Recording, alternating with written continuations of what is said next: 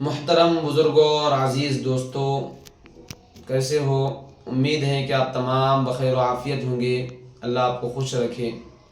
ناظرین و سامعین، آپ سے گزارش کی جاتی ہے کہ آپ ہمارے ان ویڈیو کو کنٹینیو دیکھتے رہیے اور اس کو زیادہ سے زیادہ شیئر کیجیے اور ہمارے چینل کو سبسکرائب کیجیے۔ ہم روزانہ آپ کی خدمت میں ہمارے اسلاف، اکابرین، صحابہ، اللہ والوں کے واقعات قرآن و حدیث کی روشنی میں روزانہ پیش کرتے رہیں گے۔ آپ ہمارے ان واقعات کو خود بھی سنیے اور دوسروں کو پہنچائیے۔ اللہ آپ کو جزائے خیر دے۔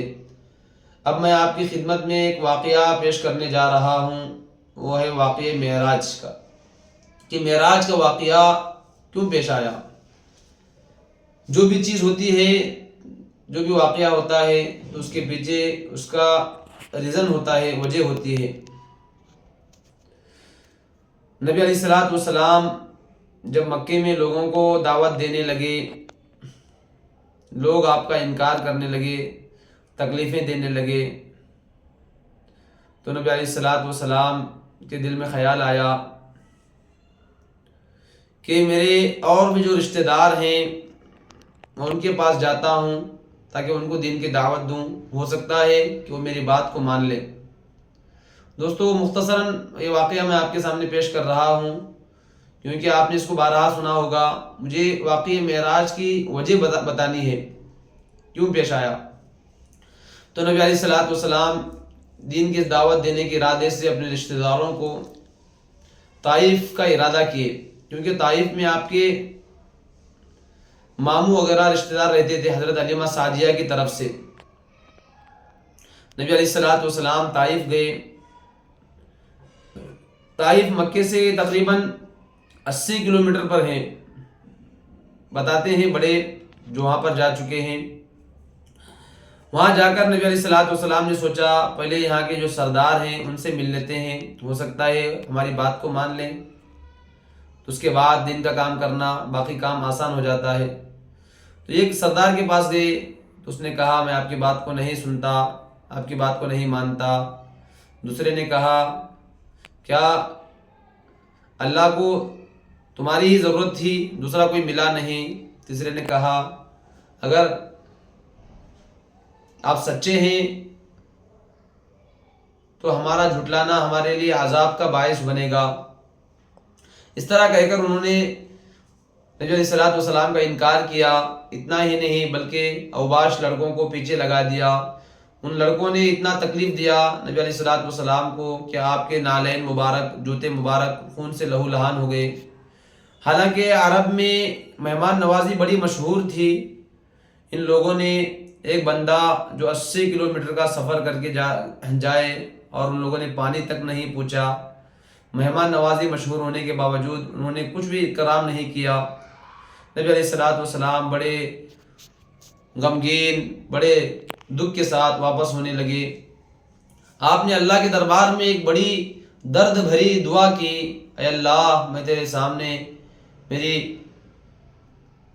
قوت کی کمزوری اور میری ضعف اور لوگوں کے پاس میری کمزوری، بہت سارے نبی علیہ الصلوۃ والسلام نے ایسی دعا کی، اللہ کے سامنے بڑے درد بھرے الفاظ میں دعا کی، اے ارحم الراحمین، اے اللہ سب سے زیادہ رحم کرنے والے اللہ، آپ مجھ پر رحم فرمائیے۔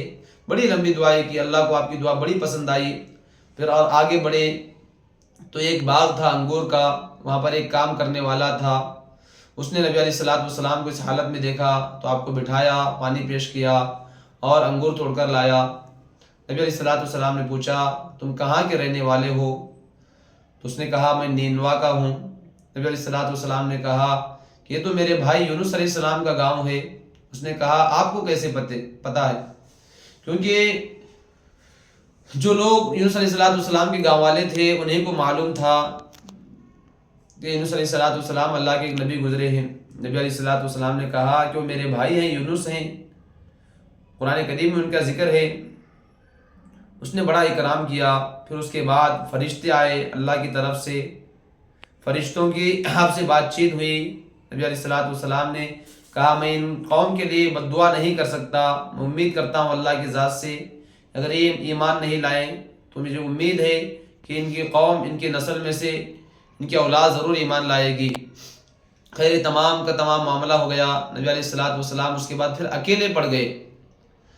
نبی علیہ الصلوۃ والسلام جب اکیلے رہ گئے تو آپ کے دل میں خیال آنے لگا میرا کوئی یار ہوتا، میرا کوئی دوست ہوتا جس سے میں راز کی باتیں کرتا، اپنا دکھ سناتا، اپنا درد سناتا۔ آپ کے دل میں یہ خیال گزر ہی رہا تھا۔ پھر آپ مکہ چلے گئے۔ چند دن کے بعد اللہ رب العزت نے فوراً اپنی ملاقات کے لیے، اپنی ملاقات کا شرف حاصل کرانے کے لیے اپنے دربار میں نبی علیہ الصلوۃ والسلام کو بلایا کہ ان مع العسر یسرا، ہر تنگی کے بعد آسانی آتی ہے۔ تو لوگوں نے آپ کو بہت ستایا، بہت تکلیفیں دی، اور آپ کے رشتہ داروں کا انتقال ہوا۔ اس دوران آپ بڑے غمگین رہنے لگے، تو اللہ رب العزت نے آپ کو تسلی دینے کے لیے، آپ کے دل کو خوش کرنے کے لیے ایسا بلند کیا کہ اپنے دربار میں اللہ رب العزت نے اپنے حبیب پاک صلی اللہ علیہ وسلم کو بلایا۔ تو دوستو یہ واقعہ ہے معراج کا جو پیش آیا۔